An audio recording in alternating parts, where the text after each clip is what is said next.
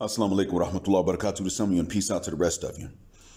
Hit the share button because, well, this message really is more important than other messages, let alone more important than the messenger. This is probably going to be my first one in a series where I'm going to touch on religious issues, and I think I'm going to entitle this one, Why Not Live Forever? Or rather, the Redemption series. I'm still deciding as to what I'll name it. But I wanted to give a shout out to Baraa, Muhammad Amreeki. Shout out to the brother, Assalamu alaikum. He recorded something on his channel on Facebook, and it was he went live, but it's still recorded. It's still there for playback.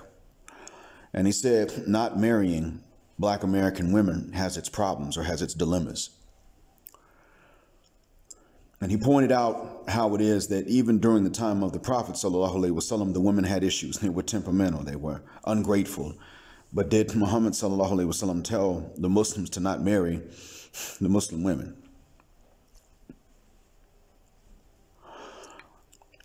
The trial of women is actually one trial that Muhammad said he feared leaving behind for his ummah, but that's one trial too that was not solved. And I'm not sure that there's ever going to be a 100% solution to it, only because we're human, not even because they're women, but because we human beings are human. We're flawed, we're frail, we're limited. But by the same token, in the West, it's bad. In America, it's bad. And understand, I mean, I realize that Bengali women have treated their women, they have treated their men a certain way. I've had a Bengali man tell me about this. He's from the UK. And he told me how even back in Bangladesh, the soap operas are beginning to increase the materialism amongst the women.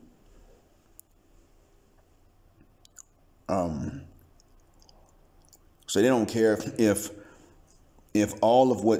everything that every woman wants is more than what the earth has. They don't care. They want it, and many of them are beginning to refuse to consider marriage to men who don't have it, no matter how few men in the world have it.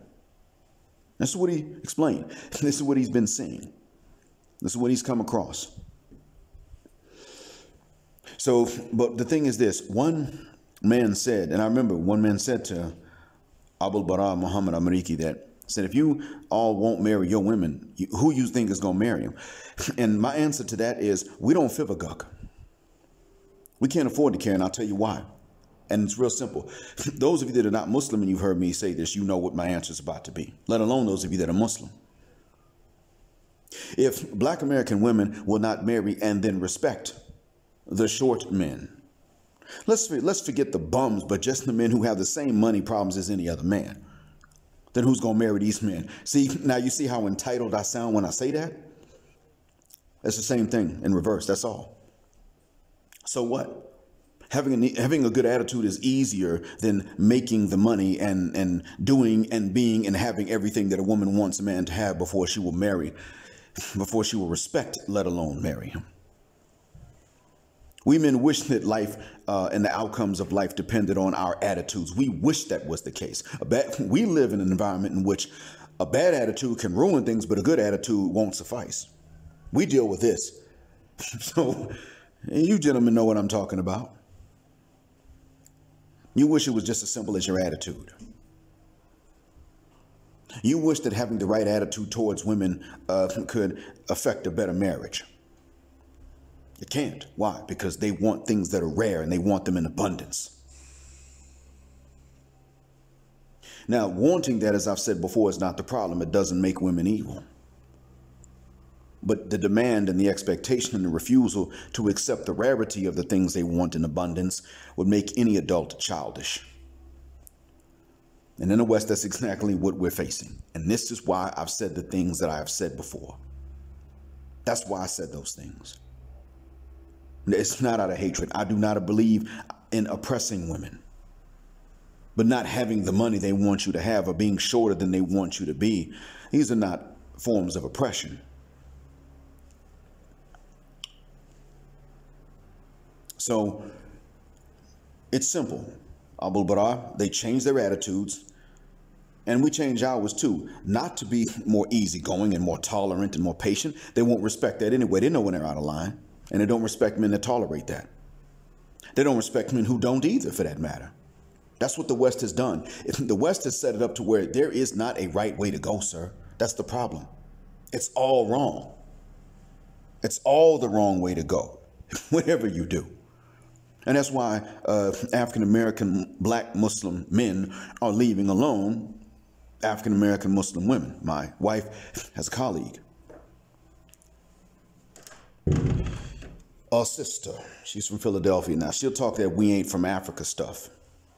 But she's not a mean person. However, she's the one that said the thing she misses about men is arguing. That's what she misses about being married. Now, a woman says this, how the hell are you supposed to relate to that?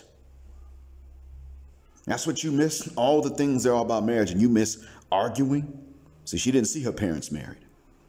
She once lamented about how her dad was a better stepdad to his stepkids than a dad to her, and it reminded me of some other cases I heard about, but I realized, see, men don't just want to abandon their own kids like that. That wouldn't be the reason they do it. So what would be the reason? It's simple. The baby mama can and will drive that man out. Then she mentioned something about her mother. She said something about how when she was a little girl, she'll never forget how a neighbor, and she was born Muslim. I mean, more so than others in that she was born to Muslim parents, but she mentioned how once one of the neighbors, also Muslim, couldn't find something of hers. And so her own mother looked at her and said, give it back. And she was like, give what back? I don't have it. So her mother slapped her right off the bat, assuming she stole something and she had never stolen in her life. And she couldn't forget that, even though she was a grown woman telling us about it, older than me, she could not forget that. If that's how her mother got down, and we know how we get down, because we know how our mothers got down. I was lucky that my mom's been great to my dad, my dad's been great to my mother, which is how I know that there is better out there. That's why I don't stop with this. Can't stop, won't stop, because I know it ain't got to be the way that it is. It's just that way.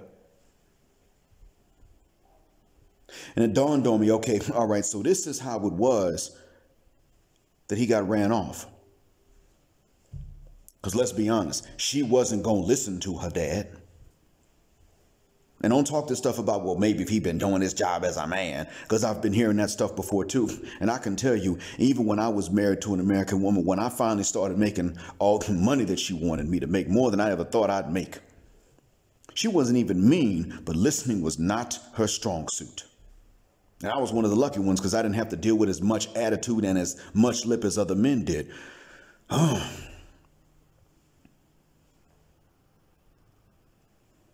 But that's real. So I'm sorry, Abu Baraa Muhammad Amreeki. Brothers need to stop marrying Western women, period, really. And let's talk just about the Muslims.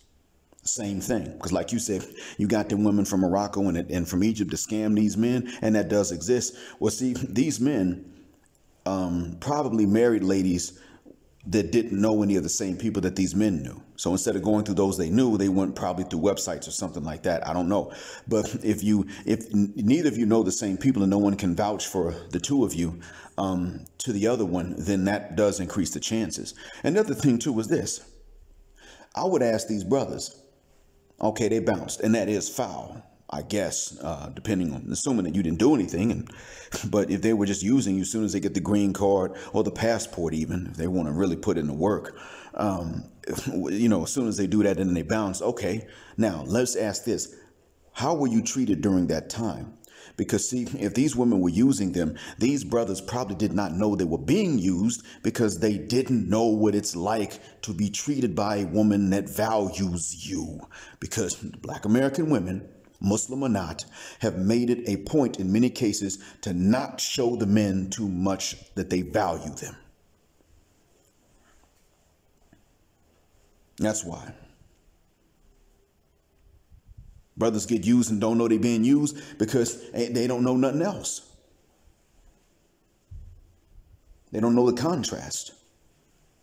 Then you got a few brothers don't have to do anything. They're just so hyper selected. So they know when a man is being used, but they probably don't know what it's like to be used. They only know if they see another situation. They might know that the women that are hyper selecting them are using other men, because the women may even tell them. They might know, but regular men, no, don't know.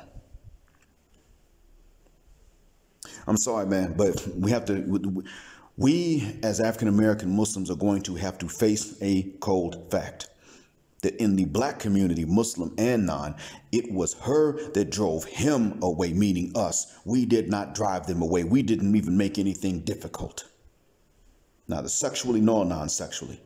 Sister can come to the masjid right now. Assalamu alaikum, brothers. I need some work done. I need some plumbing done. And if she Muslim, all she got to say is, I don't want to invite a kuffar into my house. She going to pluralize a singular. That's all she got to say. Brothers be like, all right, yeah, we know. And they will go through the network to find a Muslim plumber for her. And she'll hope that he don't charge nothing. And later on, they'll both be in front of the imam. She won't pay me for the plumbing work I did. Well, here, brother, I thought it was a hookup. He said it was going to be free.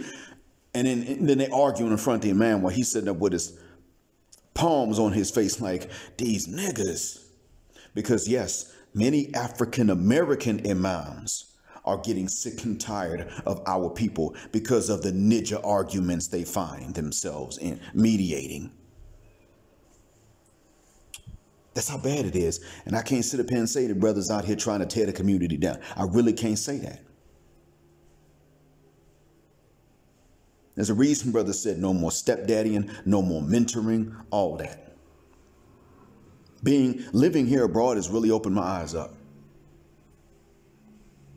Coming from the marriage from which I come, and then being able to live here has really opened my eyes up. And this is what I want for you, and I even wanted for good women. But what I see is that in the States, even the good women won't do anything to get it, because they know they'd have to go outdoors more. They'd have to show themselves more. And they know that the ratchet women are going to beat them if they do that.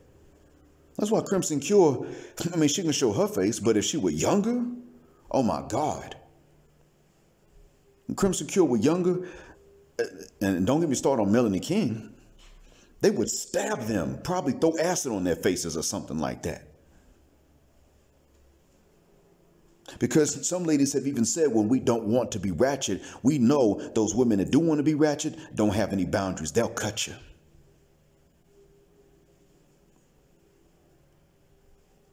It's too late. It's not your fault, Abu Baraa. It was never your fault. It's not your fault.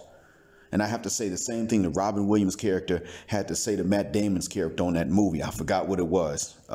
Ben Affleck played in it too. But I got to say the same thing to a lot of brothers. It's not your fault. CJ and BM, it's not your fault. But it is over. We woke up and that's it. Done.